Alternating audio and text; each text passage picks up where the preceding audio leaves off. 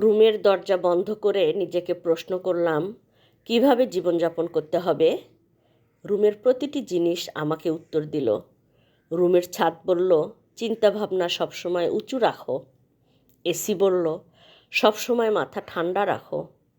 Fan বলল, কাজের জন্য ঘুরতে থাকো। ঘড়ি বলল, সময়ের মূল্য দিতে শেখো। ক্যালেন্ডার বলল, রুটিন মেনে চলো। মানিব্যাগ বলল, সঞ্চয়ী হও। আয়না বলল, নিজের প্রতি যত্নবান হও। জানালা বলল, স্বপ্নের পরিধি বৃদ্ধি করো। দেয়াল বলল, অন্যের কষ্ট ভাগ করে নাও। আপনি কি জানেন, আপনি যাকে পেয়েছেন কেউ তাকে ভীষণভাবে হারিয়েছে। আপনি যে হাতটা ধরে হাঁটছেন, কোনো একজন ওই হাতটা ধরার জন্য কত চেষ্টা করেছিল। সেই ব্যক্তির কাছে আপনার এই মানুষ অনেক মূল্যবান হয়ে থাকে। তাহলে আপনি মূল্য দিচ্ছেন না কেন?